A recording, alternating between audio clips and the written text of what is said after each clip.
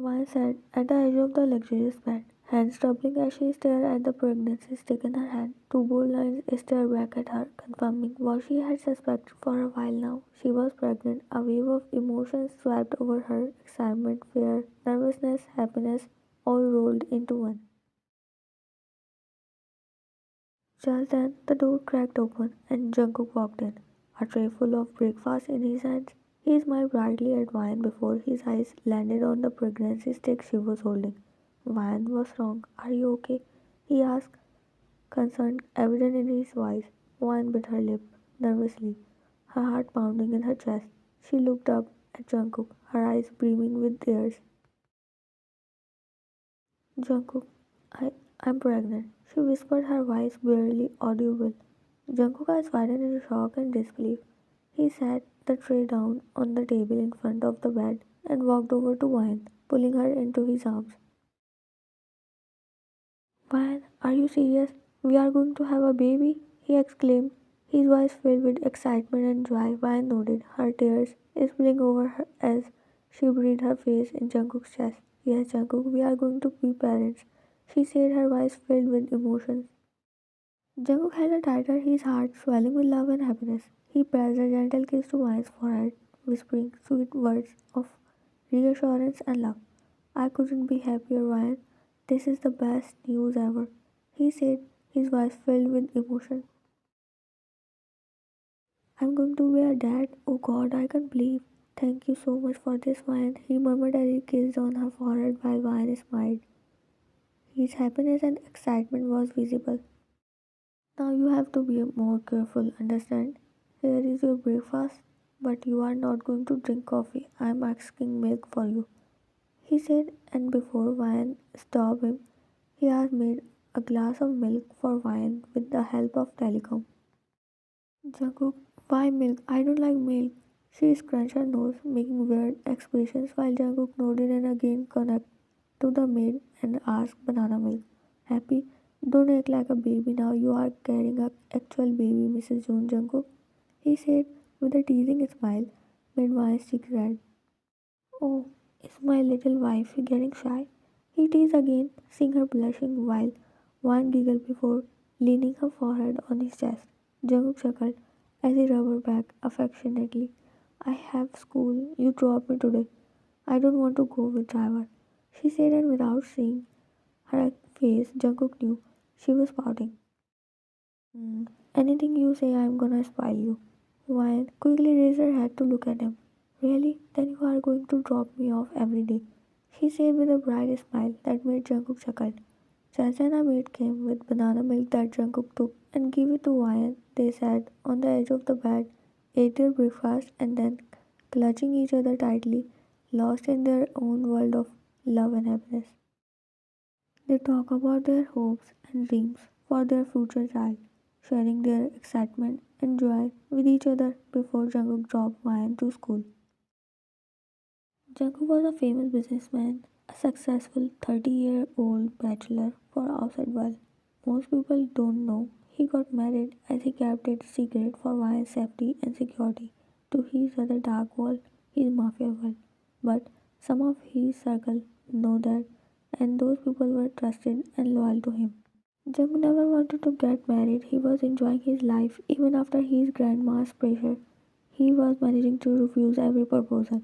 He was the only heir of June's. Because of that reason, his only guardian, his grandma, was asking him to give her a hair and get settled in his life. She was concerned for him as she always thought he was going to left alone if something happened to her. But Jungkook, being a famous person and a mafia, he didn't found any woman loyal to him. They all were behind his money and power. He kept denying to get married until he found Vian, a 19-year-old innocent girl who turned his world upside down. The day he met her was a coincidence. Fate bring them together. He came like an angel and saved Vian unknowingly. Vian's stepmother and her brother sold her to a man just for money. They were greedy and selfish. They never cared about her or anything. All they care about money, whatever she earned to pay for her tuitions from her part-time jobs. After school, her stepmother snatched it and fulfilled her son's needs, who was of no use Wyan's brother was just a spoil who drugged Wyan, and with the help of his mother, he brought Wyan to a hurdle and handed it to that man. Wyan was still in her senses. She managed to escape after breaking one bottle on his head. She was stumbling, her vision was blurred. Due to that drug, her body temperature was rising, but she refused to let them ruin her life. And then she bumped with Jungkook, who saved her from that man. I need you, Wine whispered before she got onto her toes, grabbed his collar and kissed him, left him in shock. Are you out of your mind, kid? He growled as he held her shoulders and jerked her back, thinking she was just a teenager. He would never let anyone touch his lips. He never kissed anyone before, the softness of her lips still lingering on his. I am adult. They give something to me. She managed to speak, the control of the medicine getting stronger each passing second. And by looking at her, Jungkook understand why she was behaving like that. I need you, help me, she whispered, still grabbing his collar like her life depends on it. She didn't know why she was asking help to a stranger. She was going to do the same thing, but it was her own decision and need. She just trusted him on a stranger.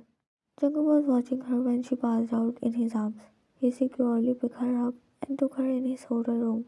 The whole night he only think about the kiss that made his spark something in him.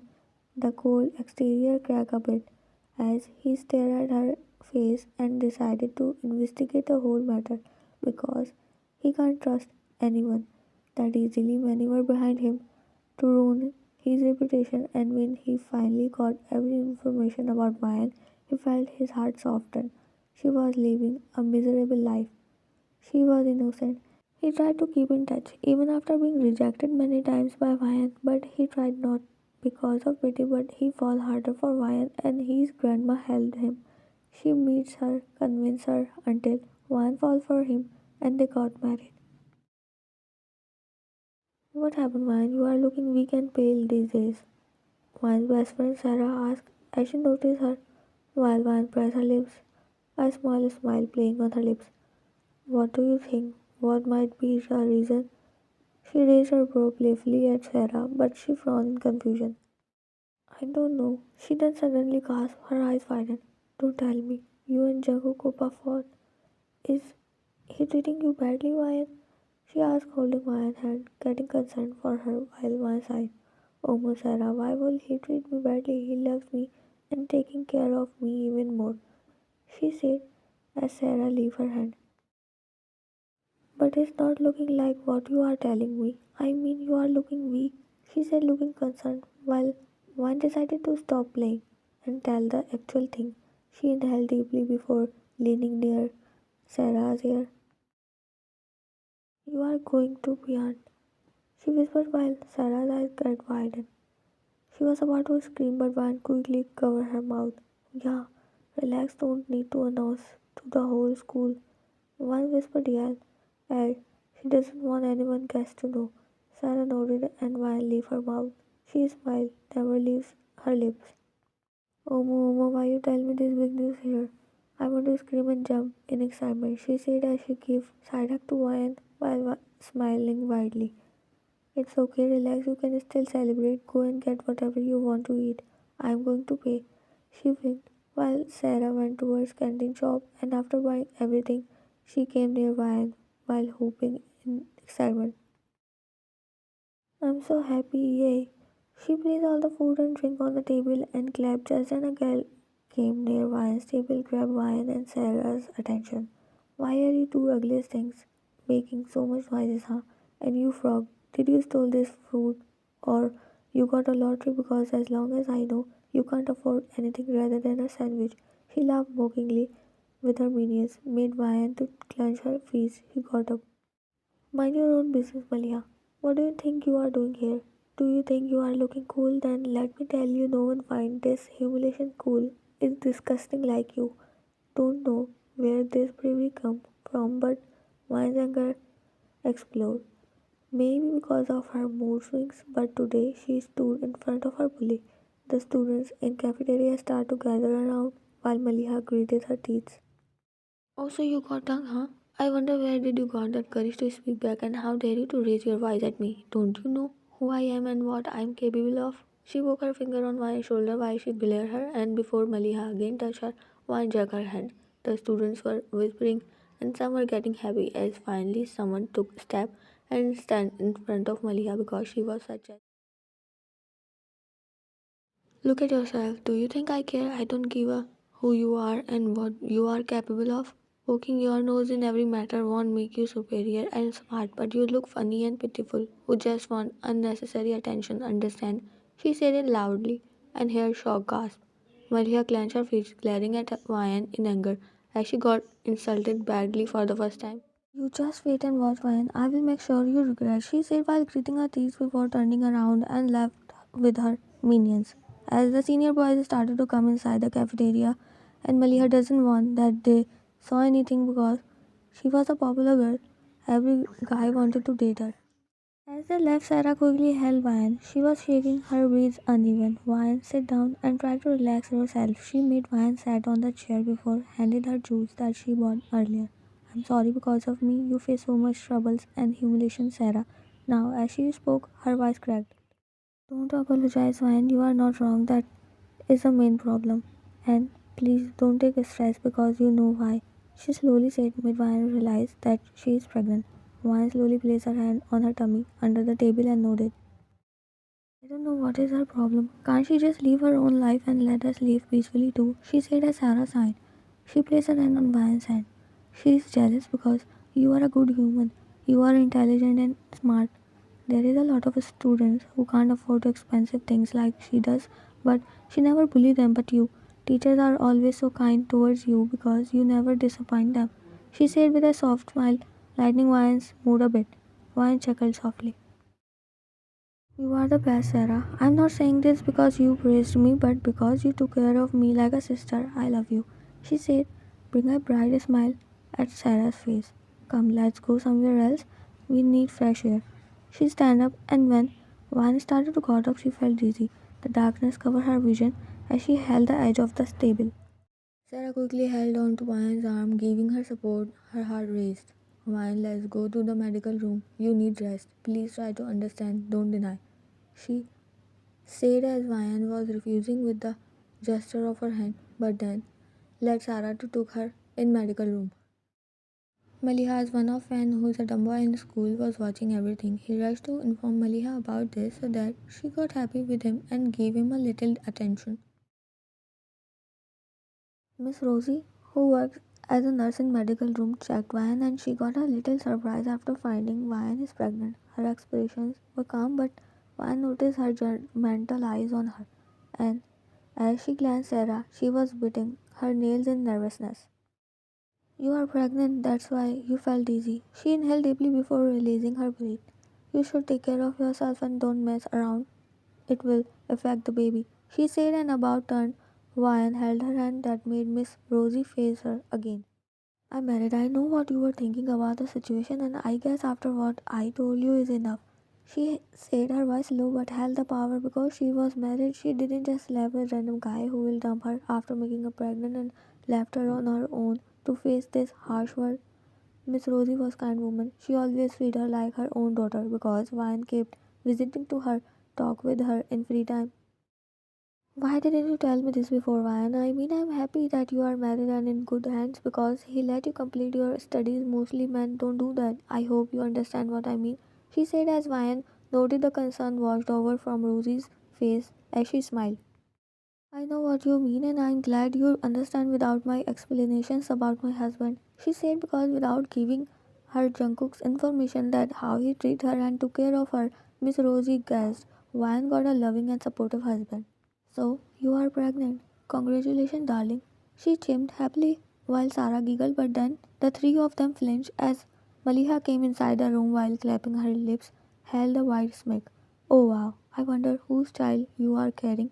I bet he just used you and threw you. Her word fell like a sharp knife to Ryan. Her face clenched on the bedsheets. Unnecessary visitors are not allowed. Shut up. Don't talk to her like that. She shouted as she could unable to hold seeing Maliha insulting Miss Rosie. Made her blood boil. Don't raise your voice, Ryan, she shooed back. Now that they were so loud, and Maliha told her minions to spread the news in school. Students started to gather. Vian felt her heart racing not because everyone got to know, but because she knew Maliha will ruin her reputation in many disgusting ways. Sarah, who was already informed Jungkook about Vian's condition after taking her for checkup, dialed Jungkook's number and he answered the call at first ring because he was on the way to Vian's school. Sarah didn't talk. Instead, she let Jungkook to hear so that he will teach Maliha a good lesson. Now you are definitely going to throw out of this school because they don't want to ruin their school's name just for a cheap girl like you. She spoke proudly and humiliated Vian in many disgusting words, even though Vian was fighting back. But it was of no use. She started to feel dizzy again. Her eyes started to blur with tears. Oh, now I understand why nowadays you are wearing expensive clothes and heels. I saw you getting out of the luxurious car in front of a school. You got a sugar daddy for yourself, huh? So cheap you are. She made disgusting face, and before she spoke further, Vian slapped across her face. Miss Rosie and Sarah gasped along with the crowd, while Maliha gritted her teeth, glared at her in anger. Dare to touch my wife, and I will make sure you never got admission in other education system in your whole life, Jungkook roared. Before Maliha do something, he stepped inside the room, made every eyes popped out in shock and surprise. The principal and other teachers also came with Jungkook. Miss Maliha, we are informed about your activities. You are not suitable for our system. Many students also complain that you bully them, hurt them with your friends. You can't continue your studies in my school. Come into my office right now. He said and bowed towards Jungkook, knowing what powers he held. Maliha was in shock seeing him, as everyone knew him and his popularity and the danger around him. At this moment, he was like fire that will burn if anyone go near him. It's okay, love.